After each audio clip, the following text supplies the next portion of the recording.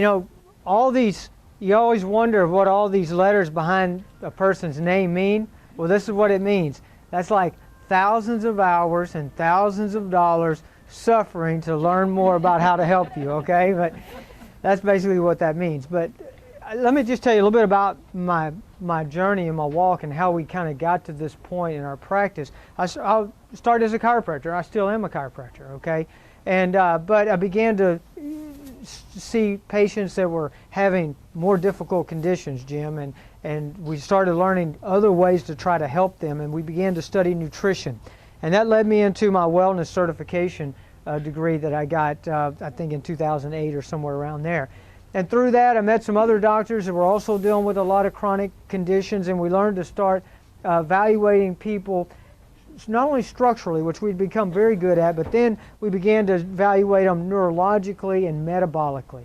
And so through that, then guess what? You began to experience and deal with a lot of chronic conditions, a lot of autoimmune conditions, and then you begin to learn this whole environment that we're going to talk about tonight. I'm going to try to make some sense out of this because it's confusing. I'm going to be honest with you. You know what I'm saying? And there's a lot of conflicting information out there. Come on up. We let you sit up front. You're safe. There's a lot of conflicting information, and there's a lot, to be honest with you, that's just not accurate.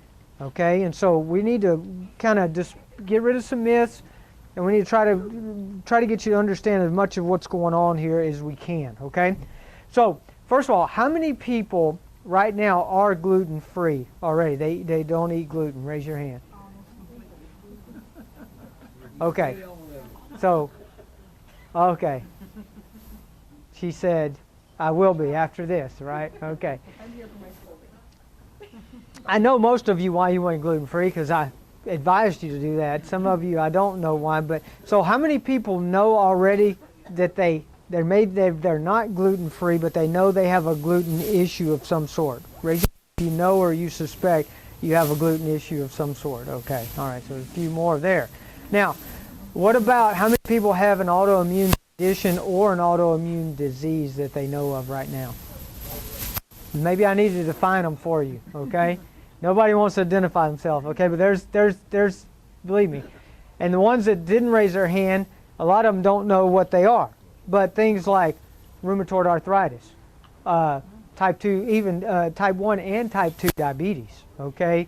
Peripheral neuropathies, Hashimoto's, adrenal issues can be, all kinds of gut issues like celiacs and even irritable bowel, Crohn's, and all kinds of different things are autoimmune conditions people just don't know about. Fibromyalgia. The majority of my fibromyalgia patients are autoimmune patients. So, in other words, here's what is the studies that I read. And this is a conservative number, but 1 in 24 American men have an autoimmune condition or disease.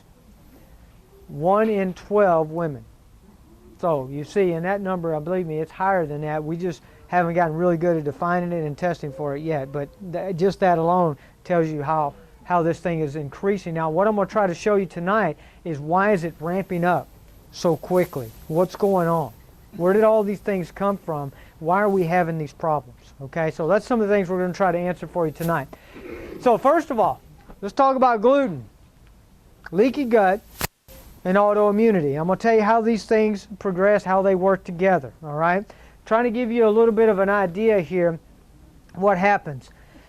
There's an inflammatory process that goes on not just with gluten, but other proteins as well that we're going to look at in a minute, but it starts a chain reaction that leads to intestinal permeability and ultimately to autoimmunity.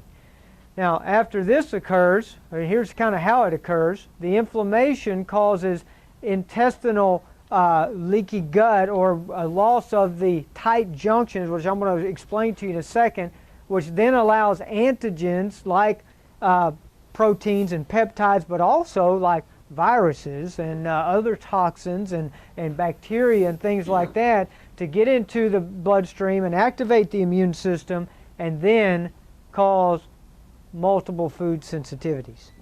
How many people have a sensitivity that they know of to something else besides gluten? Raise your hand, because I know I do. Okay, so several in the room that know it. Most of the time, that starts from gluten or dairy. We'll talk about that more in a second. And then, because you get the leaky gut, because your immune system gets upregulated, then you become sensitive to some of the other foods that you eat commonly that can cause problems. So, kind of give you some ideas about how to deal with that in a second. So, what is gluten? Well, it's a protein. You know, gluten actually is a misnomer. It's kind of a word that's been used and is popular. We're going to continue to use it. But actually, the protein is called gliadin. Okay, but this is gluten takes into account the whole wheat, what's called a wheat kernel, okay, or wheat genome. This includes 16 different parts, but most of the time people just use the term gluten to describe it. Now the question is, how did wheat go from being bad? I mean, how did it go from being good to being bad? What happened to wheat? If you read the Bible and you believe the Bible as I do, it talks about wheat all the time. So when I first started getting exposed to this information and began to see this, I have to try to reconcile this with Scripture and say, okay, why is this occurring and how is this happening? Well, if you research it very long, guess what you're going to find out? There's three main reasons why we're having trouble with wheat when we didn't hundreds. Well, really, even if you go back just 50 to 60 years ago, we didn't have trouble with wheat. We certainly never had trouble with wheat, the ancient wheat that we had available thousands of years ago. And I've said this before, and I mean it. I'm gluten sensitive. I'll tell you that right now. And I would eat the wheat that Jesus ate if it was available. Okay? But I'm going to tell you what, it's not. Here's why. The first reason is because of hybridization. What this means is wheat is not technically genetically modified. In other words, they have not manipulated the genes, not taken genes out or put genes in, which they do with a lot of other things like corn and like soy. Okay, but it is hybridized. And what I mean by that is they've bred it and they've changed it. Okay, they've actually, the first wheat, the ancient wheat only had about 14 chromosomes. The wheat today has 40-something chromosomes. It's a completely different animal. It's totally foreign to your body. Your body does not recognize this the same as it did the original wheat. Okay, so why did they do that? Well, money, right? I mean, why do we do, you know, what are food processors and farmers, and what are they in business for? They're in business to make money. So they want a higher producing, a higher yielding wheat. They want one that's going to be able to be stored longer. They want one that's going to be easier to deal with. And so now the wheat used to be, you know, now it used to be 3 or 4 feet high. Now it's like 1.5 feet high. It's really easy. It doesn't get blowed over, all this different stuff. But it's totally different. They didn't do that, is what I'm saying. They didn't do that for your health, John. They didn't change the wheat to make it more healthy for us. Does that make sense? They changed it to make more money. Okay? The second thing that happened, and this is critical, and this is particularly important in America. I don't know if this really goes on around the world. I know it doesn't happen in Europe. I don't think there's any other country that's really doing this besides us. And this process of deamination is where they change the wheat from alcohol soluble to water soluble. Now, why would they want to do that? Well, they want to be able to mix it in with a lot of wonderful things. See, they want to be able to mix it in, make it blend in with water to make things more fluffy and make sauces and do different things with it, so it'll mix up easily.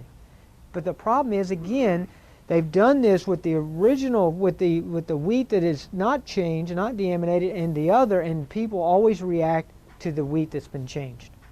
So this is why in America there's even more problems than there is in other countries because of the way we do our wheat. And then the last reason, this increases the content of the gluten or the gliadin protein, is the commercial fertilization and the pesticides that are used. And this has been going on for generations, obviously. Okay? So, does that make sense? You understand that this is not the same wheat that our great-grandfathers even ate? Much less what they ate in Bible times? Not even the same animal, completely different. Okay? And by the way, America is the largest wheat producer in the world. It's our largest export, if I'm not mistaken. That or corn, one. So let's go to the next topic. Now we know kind of what gluten is. We understand what happened to it, why it became an issue for us. And now, what is a leaky gut? Let me kind of draw this for you. Let me try to explain this to you. You understand the digestive process actually starts in the mouth, right? You start breaking down food and saliva starts digesting food. A lot of the carbohydrate digestion begins in the mouth. Then it goes down the esophagus into the stomach. In the stomach, you have hydrochloric acid. This is to break down proteins. Most of your protein digestion occurs in the stomach. Now, why is that important? Well, did you know most Americans are deficient? Most Americans that are the age of us in this room are deficient in HCl. Over 40 for sure. Even in their 20s and 30s, okay? Deficient in HCl. Why is that? What depletes your HCl? Well, number one, unhealthy gut. But number two, cooked food. You exhaust your HCl eating cooked food all the time, and we eat almost all cooked food. So you burn up the HCl. So you can't digest proteins as well. That's going to become important in a second. Then the food passes from the stomach into the small intestine. And the small intestine is where most of the fat digestion is going to occur. A lot of the other digestion and all of the absorption is going to occur, or most of it, okay? In the small intestine, you have enterocyte cells. They just like that, okay? And I'm going to draw this out bigger, move this over so you can kind of see this. But basically, what they are is a cell with villi on the top that butt up to each other, and they have something called actomyosin here that attaches them together. Underneath this, you have this lumina, and then you have the bloodstream. Okay, so there's your blood. So guess what happens? When you eat food, it has to get digested, broken down into microparticles, and then get into the blood so it can go to the cells and go to the part of the body that needs it, correct? Great. Sounds simple, and it is. It's a wonderful system. Works great, except for when this happens. By the way, the reason it has these little small gaps in here is to allow the small particles to pass through. See? The amino acids and the minerals and the other things that go down through here, okay? But guess what happens? When a protein like gluten comes in here, it's hard to break down, and especially if we don't have enough HCl. So guess what? It gets down into the intestine. It's not ready to be digested. The intestine is not equipped to digest it. It begins to cause an inflammatory process. The gut begins to get inflamed. When the gut begins to get inflamed, this gap right here begins to get wider. Now it's an open gate. You understand? So now what happened? Instead of just letting through the things that were supposed to get into the blood, what's getting into the blood? Big things that are not supposed to be there, like peptides and proteins, okay? This is a big problem because guess what's down here in the blood? Immune cells. That's why, you got white blood cells circulating in there, macrophages, and all these other white T cells and B cells. You got all these things down here circulating to protect you. If anything comes into your blood that's not supposed to be there, Lily, their job is to get rid of it, right? So what happens one day when all of a sudden this big Mr. G shows up down here in your blood? What's your immune system going to do? Attack. That's what it's created to do. That's what it's designed to do. So it's going to attack it, okay? We're going to talk about this in a minute, but it takes, what I'm saying, it's going to just, get rid of it. Everything's fine. But then guess what? What are you going to eat tomorrow? Same thing you ate today probably, right? And then the next day. So what happens when big Mr. G keeps showing up down here? Now these macrophages take this and present it to the B cells, and they begin to now form an antibody. Antibodies are a tag, basically, that's put on gluten that says, you're not a nice person. If you come around here anymore, we're going to hurt you really bad. That's what it says. It says, hey, we got your number, we know who you are, and we know how to take care of you really quick. In other words, it's like we don't just send one guy to investigate anymore. Now we're going to send an army to attack. And that's an upregulated immune system now. Okay? This is now an autoimmune condition. Now initially, you just have an attack against the gluten. But guess what? Gluten also gets attached onto the transglutaminase tissues of the gut, and then it begins to attack the transglutaminase tissues also. This is where you hear things like celiac and gluten sensitivity, non-celiac. Both are the same. They both attack the gut, okay, and affect the gut. And then it may even begin to attack other tissues like thyroid tissue, like nerve tissue, peripheral neuropathies, like cerebellar tissue, like vertigo issues and walking and problems, coordination issues are attacked, and it may attack the pancreas. It may attack, so you start getting diabetes. So these are all different, and there's a lot more tissues, joints like rheumatoid arthritis, tissue, muscles like fibromyalgia. This is what starts this cascade. You understand? It starts with, first of all, a protein that's hard to digest. Okay? Then it causes inflammation because it gets down into the intestines where it's not supposed to be. And then once the gut, the gates open, that's called a leaky gut, it gets into the bloodstream. And once that begins to happen, the immune system does its job and begins to respond. Okay? Does that make sense? Y'all with me? Okay, now I'm going to show it to you on the slides. That kind of gives you something similar. There's a lot more going on here too, by the way, guys. There's something that's actually called, I better explain this right now. This right here, when it goes through between there, that's called paracellular transportation, okay? But it can go through the cell, which is called intracellular, okay? There's actually organelles in here called lysosomes that can take the gluten in and try to break it down. It can't always break it down. It takes it down through that way. Or you can actually get the cells damaged to where they break down and it passes right through the middle of the cell. So there's a lot of different things that begin to happen here and how things can happen. One other thing that happens with the gluten is it upregulates something called zonulin, and when the zonulin is increased, these muscles here contract and they pull this apart. So there's a whole bunch of reasons why this occurs, okay? So let me show you a little bit of picture of it here. These are the different things that happen with the leaky gut syndrome. These are things that are involved in this. Let's start here with food sensitivities. That's got to be something that causes some kind of inflammation to start this process. Then of course there's malabsorption. If you got malabsorption, you got malnutrition. You know, it's amazing how much you can learn from a good blood chemistry. You can look at people's, and you can tell they're having trouble with malabsorption from things like triglycerides. Their triglycerides are low. Why are triglycerides low? Because they're not absorbing. You can learn things about your HCl production by your protein levels and your globulins and your albumins, okay? Now these are gentle shifts that are beginning to happen that are never detected by medical doctors because they don't look at functional lab numbers. How many people have ever gone to the doctor before and he gives you your lab report and says everything's fine, but you don't feel fine, right? How frustrating is that? I just met with a lady yesterday. She'd been having her thyroid tested for years. It started out, it was like 3.5, then it was like 4.3, you know, then it was 4.8. Finally it got up to like 5, and I think even 6, and they said, oh, well, we need to put you on thyroid hormone. Of course, they never figured out why her thyroid keeps getting worse, but what about back here when it was at 3.4? You know, the optimal numbers are between 1.8 and 3.0.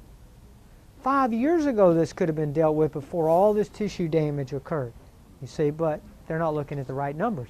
And that's why they don't get the information a lot of times to tell you what's actually going on with you. So, malabsorption, malnutrition, bacterial overgrowth. Guess what's going to happen? Your healthy bacteria here is going to begin to get killed off because of this inflammation, and now bad bacteria is going to get a chance to try to take over. It's called dysbiosis, which you see that right over here. Immune activation, okay? We already talked about that. Once any antigen, anything that's not supposed to be in the blood gets in the blood, it's going to cause the immune system to get activated. That's not a good thing. You do not want your immune system activated. This is one of the biggest things right now in research, what's going on with health, is how can we keep the immune system calmed down. And by the way, this is a much bigger issue in industrial countries than it is in third world countries. And also when you go through some of the reasons why, you'll see. We got a lot of problems. Yeast overgrowth, a whole bunch of other things, okay? So what effect does this have? Well, we get a fire. And when there's a fire, guess what's going to go up? Cholesterol. What'd you say? You probably right too. Yeah, smoke, you're right. C-reactive protein, right? Kathy, tell me a little bit about your story. Put you on the spot. About what part of it? Well, just tell them about, you came in to see us, you weren't feeling well, just kind of tell them all you want to, but especially about how you've done since we started adjusting you, working with your brain, and getting you on the proper diet. Okay. It was mid-December, and I had an all fall kind of increasing pain in my joints and difficulty sleeping and just kind of digestive system issues and fatigue, unbelievable fatigue, and not really knowing what was wrong. And because my son had come earlier that year, I figured I just needed to go. It was time. I couldn't write. I'm left-handed. I couldn't write. I'm a teacher, so that makes things difficult. Good. So ran the blood test, did the X-rays, saw my misaligning and subluxation. Correct. That's right. And the blood test revealed a slew of issues, autoimmune basically, but all down to the inflammation and just my immune system out of control, trying to put out a whole bunch of fires. Exactly right. And I immediately, December 27th, right after I got the blood test results, and I kept them on my kitchen table, looked at them all the time, studied them, went through them, so I knew what was going on. Picked up a whole lot of books over there because I wanted to be educated and find out how to deal with it. But I'm down 35 pounds, and hey, congratulations, man. That's amazing. My C-reactive went from a 15 down to a 4, and it's still not where it needs to be, but it's on the right path. So. C-reactive protein from 15 to 4 and down 35 pounds, okay? So the joint pain, and it was just another signal, see, of a bigger issue that was going on, a raging fire that was going on inside her body. And that C-reactive protein, yeah, that's kind of like an indicator of how big the fire is. And like you said, there were a lot of different places where this attack was going on. So this is one of the effects. The other, see, here's what happens. Initially, the inflammation is just local, okay? But then once it gets in here, and once that antibody gets formed, it's gone to the entire body. Now, see, the whole inflammation is becomes systemic instead of just localized. Starts off local, then it becomes systemic, and the immune response gets involved. Now, here's the thing I was talking about a while ago. To initially cause the immune system to respond, it takes 1 gram of gluten basically in your bloodstream. And that's a pretty considerable amount, okay? But after it gets tagged, it takes 1 microgram. I mean, I'm talking about just the smallest amount you can imagine. Gets in the bloodstream, your immune system's already on go. So that's how important this issue is right here. So what are the mechanisms that lead to a leaky gut? Now I want to go through these with you for a minute because I want to show you why we're having so many problems. Our diet is one arm here that's huge. These are things. Alcohol causes a leaky gut. Gluten, casein, which is the protein in what? Dairy. That's right. Processed food, excessive sugar, and fast food, because other chemicals and things that cause inflammation in the gut are going to lead to a leaky gut. So it's not just gluten, it's just one of the main players, okay? Medications. Anybody been on steroids, antibiotics, antacids? You're going to have issues with leaky gut. You know, see, but nobody told you that, and nobody told you you're going to have to get your gut healed up again and get your gut healthy again. And then when you took those drugs 20 years ago, you never knew that it was going to end up with now you having Hashimoto's or rheumatoid arthritis or whatever else may have happened. See, nobody ever informed you of that. Infections. H. pylori is the infection in the stomach that prevents hydrochloric acid production. By the way, it's the most common infection in the world and very common here as well in America.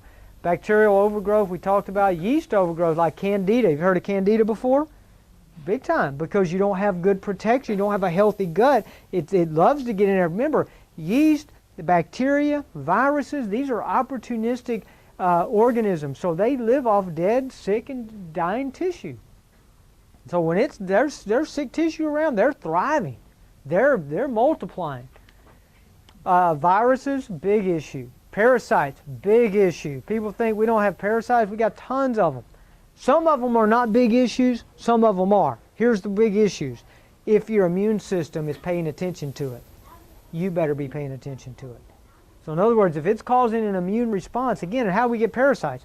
Well, off of food, yes, but also animals. You got animals in your house? You just about got parasites. Guess what? If you get rid of them and you don't treat the animal, guess what? You're going to get them again. So that's why when we recommend, the supplements, if we suspect that, we need to give them to the animals as well.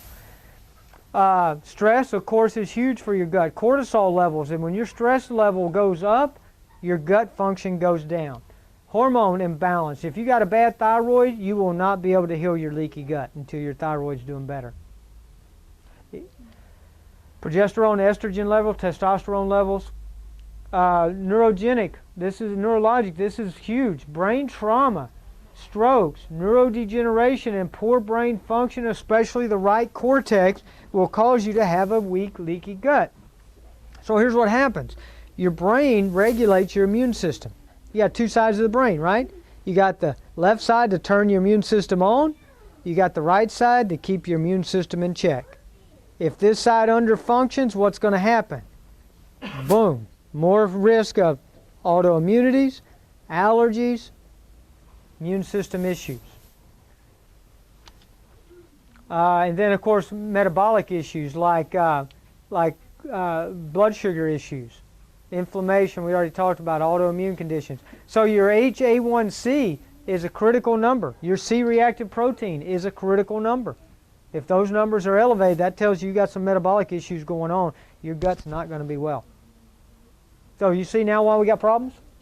How many people have at least one or two of those things on that list, right? Everybody in the room.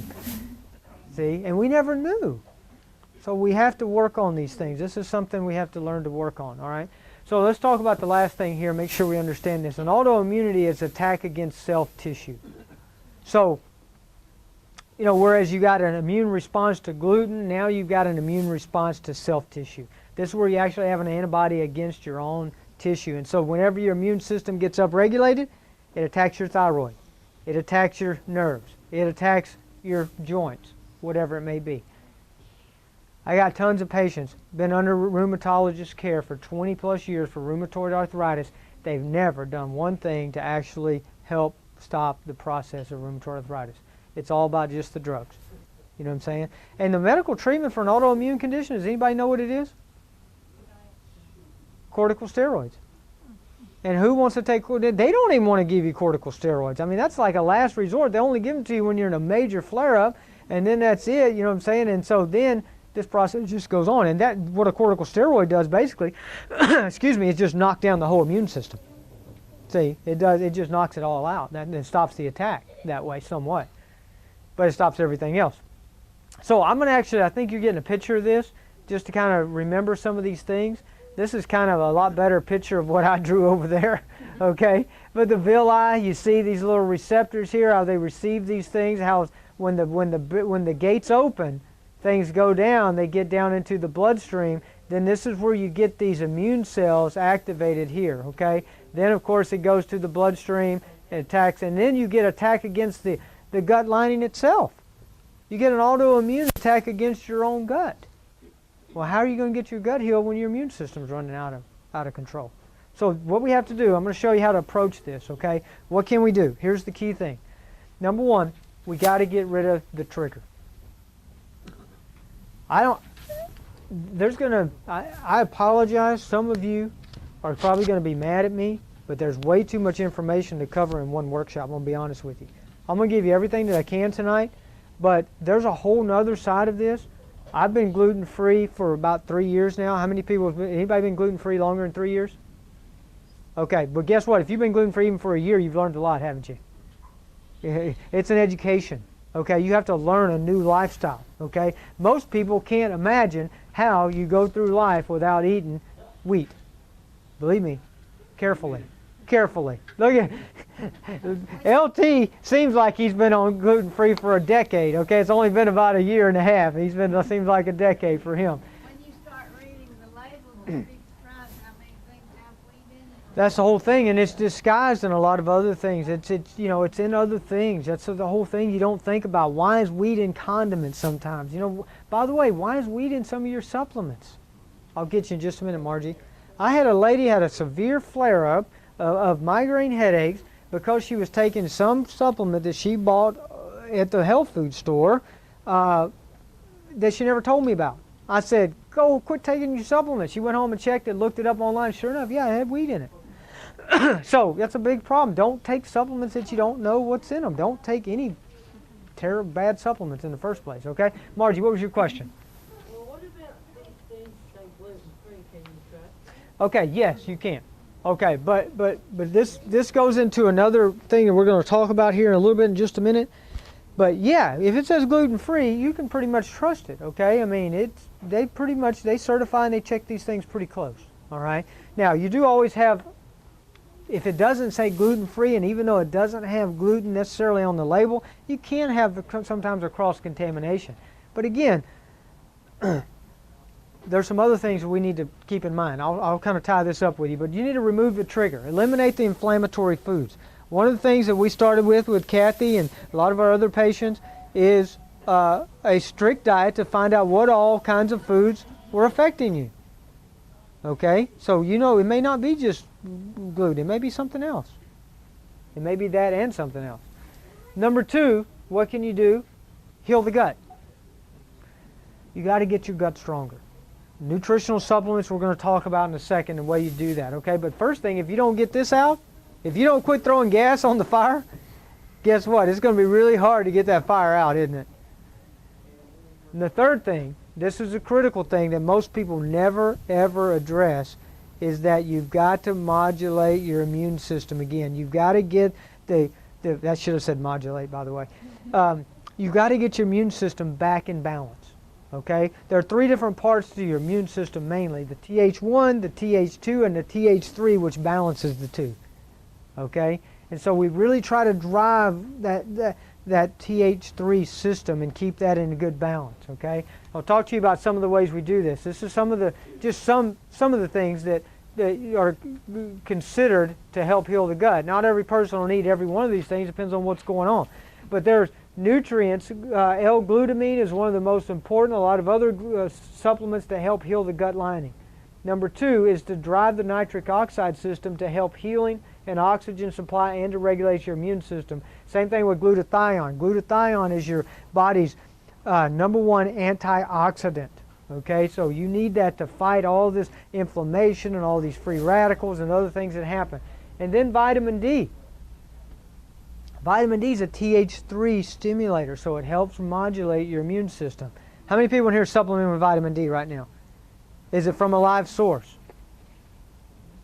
You better make sure it's from a live source, okay? If it's ours, it is, yes. If it's ours, it is. GI Synergy. This is a supplement here to help kill infections. This has different herbs and things to kill bacterial infections, yeast, parasites.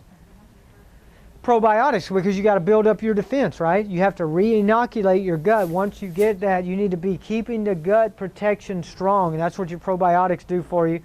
Gluten Flame is just a supplement that I take on a regular basis, especially if I go out to eat. If you go out to eat, there's always a chance of cross-contamination. Those of you that have gluten issues, that have autoimmune issues, I recommend you keep some of this around the house so that if you have a possibility of getting exposed, you can take that. So that's some of the supplements, and again, the protocol, again, to get the gut healed. So how do we know if the gut's healed? Or how do we know if we have a problem? Those are all good questions, right? Number 1, you got to do the right test. You got to do the proper testing, okay? And look, some of the testing can be done through elimination and provocation. Eliminating foods and then provoking foods, okay? But sometimes some people, their immune system's so low that they don't respond. Other times, they're so severe that they need to know for certain exactly what's going on. So, I'll give you an idea of some of the testing that we do. Cyrix, okay, every laboratory, how many people, has anybody ever had a gluten test done before of any sort? Okay. I know you did. And patients in my office, some of them had them done. Okay. Did you have it? What kind of lab did you have it done in? Do you remember? I just went to my regular doctor. Okay, so you went probably to the LabCorp. Okay. Did it come back positive or negative? Negative. Okay. All right. I'm gonna explain to you why. Okay. Anybody else? Yeah. Was yours negative or positive? Blood test, and they said he was off the chart. Oh, it was high. Okay. Well, you got Hashimoto's too, right? Or do we know for sure? Benjamin, I don't know about me. Okay. All right. Probably. Knowing your history, okay, but she's one of my patients, I know. But the problem here's why sometimes you're tested, but you think you have issues, but it comes back negative. Two reasons. Number one, your immune system could be too low. In other words, it's just exhausted and it's not producing enough antibodies to tip the scale. Number two, every commercial lab in the world only tests for one of the proteins in the gluten in the wheat germ or the wheat kernel. And that is gliadin 33. Okay? Guess what? There's 16 parts. Now, gliadin 33 is the most common, but it's only about 50% accurate. Okay? Every commercial lab, that's all they test.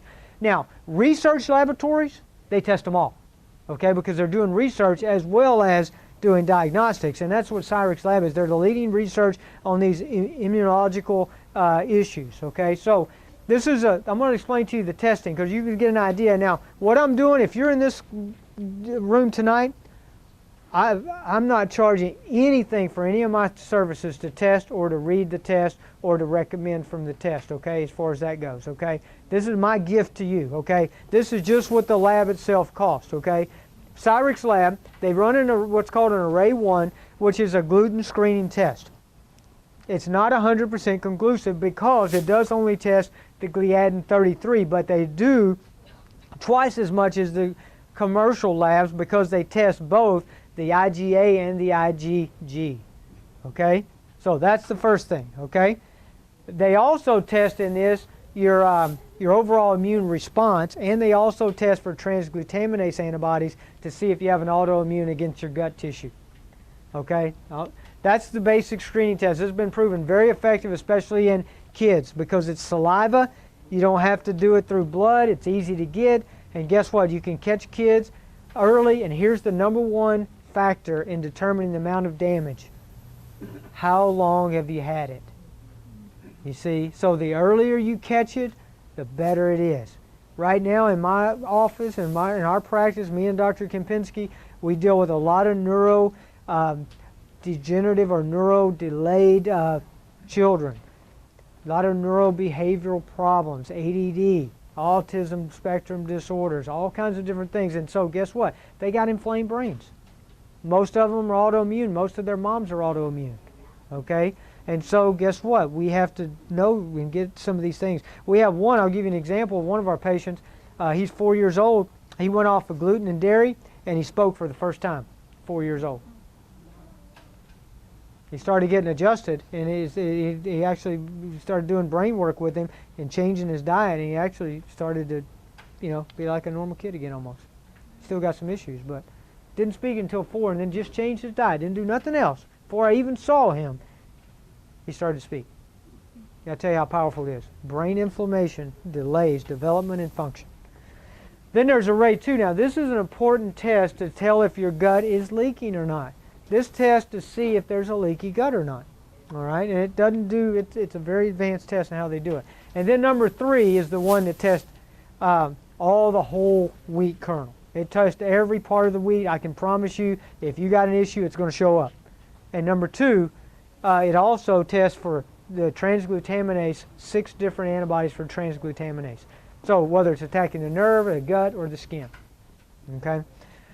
So that'll give you an idea of some of the things. So gluten sensitivity, remember this. Most people think if you got a gluten issue, you're going to have gut issues. Only 50% of the people do. More have neurologic issues.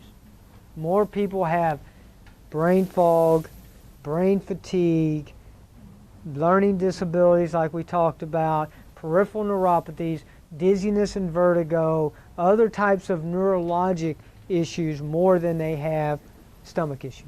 Stomach issues are common, but not the most common, and not everybody has them. So, local inflammation, we talked about leaky gut.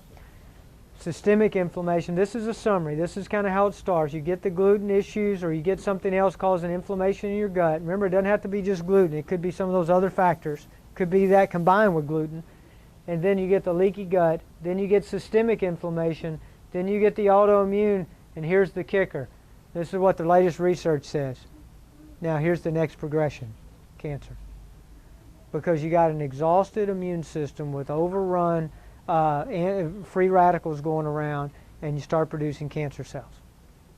So this is what the latest research has shown. So I'm going to leave you with this.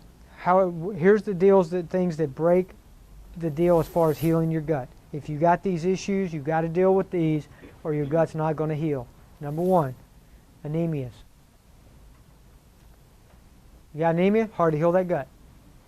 And guess what? You end up with anemias because you got a bad gut. See? So it's like you got to get you try to heal the gut, you try to support the anemia all at the same time. You got one, you're trying to bring them both up together because they affect each other. Because remember, you're going to have poor absorption here if you got a leaky gut. So guess what? You can't absorb iron, and iron causes inflammation, and so your gut gets even more inflamed if you you go to the doctor and he says, "Oh, you're anemic, so let's give you some of this chemical iron that they made in a factory, and let's really blow your gut up some more." And you say, "Doc, I've been taking this anemia and I got all this stomach. Oh my goodness, it's killing me." But he runs the blood test and it hasn't changed. Well, guess what? Because it can't absorb it. It's just making it worse. And the other reason is if you got an autoimmune, or especially if you got an infection, your body will intelligently hide iron. It'll take it out of circulation and put it in your stores, which is called ferritin, because iron feeds infections. So your body is created intelligently. It will do things to try to preserve its life, even if it means you might end up with anemia until you can get this infection under control. That's why it's so important that we deal with these infections. And then the next one, thyroid dysfunction. If you don't have good thyroid function, or good thyroid hormone levels, you are not going to heal well, and you're not going to heal your gut well. Remember, thyroid is the spark plug to the cell. So for the cell to heal, for the cell to function, it's got to have good thyroid function, okay? All right. Whew, man, that was a lot. Let me tell you what I recommend that you do. Bare minimum. This is speaking from somebody that 2-3 years ago now had no idea I had a gluten issue. Had no symptoms. Zero. Guess what? I'm a wellness practitioner, okay? I'm a health coach. Guess what? I eat a very clean diet. You know what that means? I hardly touch grains before I knew I had a gluten issue. Thank God I didn't. Because grains are inflammatory, grains affect your pH, grains affect your blood sugar, they don't give you nutrients, they give you calories. In other words, it's not really a good option. There are not really good grains out there. Okay, so I didn't eat very many of them. Thank God I didn't, because I had a gluten issue. I had the testing done. And I found out, not only did I have a gluten issue, I had gluten sensitivity, but I had an autoimmune, an antibody against the tissue in my own body. Now, so guess what? I said, no more gluten for me. And I haven't knowingly or purposely, let's put it that way, I have done it, but I've known after I did it that I had it, okay? But I have not eaten gluten in 3 years, so it is possible to be gluten-free. I know that. I experienced that. And I'm not just gluten-free, I'm dairy-free also, okay? So no gluten, no dairy. I'm sensitive to both, okay? Most people are. At least 50% or more are. Yes, ma'am. When they say dairy-free, if you do the lactose, if you have lactose-free stuff, is that the same problem? Or Absolutely, same problem. so Okay, if you because eat lactose-free, you still yeah, because lactose is not the issue. It's the gluten that's it's the casein that's the issue. It's the protein. See, understand that these sensitivities are because proteins are big and hard to break down, especially if we don't have enough HCl, remember. So the big proteins are going to be the things that give us the most issues. And so the two biggest are gluten and dairy. So these are things you need to find out, do I have an issue with those? Okay, yeah, LT. I've been wanting a blizzard so bad. I haven't had dairy either in 3 years. Yeah, she's a smart lady. She wants to keep you around a little longer and keep your brain working. Yes, ma'am. Do we need to take an HCl supplement? Yes. Yes, she just asked a great question. Should you be taking an HCl supplement? Absolutely. I recommend it. It's just not, it's something that you know, we teach here, there are 4 essential supplements that everybody should be taking every day, okay? And if you're one of my patients, you know what they are. Fish oil, vitamin D, probiotics, and a multivitamin, multimineral, because you can't get these things out of your diet. But guess what? Now, the 4th one is, you know what? If you're over 30, and now, unless you're eating 50% or more raw, you need to be taking an HCl supplement, especially if you're over 30 years old, 30 or 40. Is rice considered a grain? Yes, rice is considered a grain. Really? It's not a gluten grain, but it is a grain. Oh, but it's okay. Well, you can have it. In other words, some people have cross reaction to rice, but it's not a gluten grain. So you can have it if you have gluten issues, and I do eat rice, but occasionally. You know what I'm saying? In other words, I wouldn't say make it a staple of your diet, but you know, you can have rice even if you have gluten issues. Most people can. Again, this is what I'm going to tell you. There's 2 ways that you need to know. Number 1, you need to know, do you have a gluten issue? Do you have a dairy issue? And number 3, do you have any other thing that you cross-react to?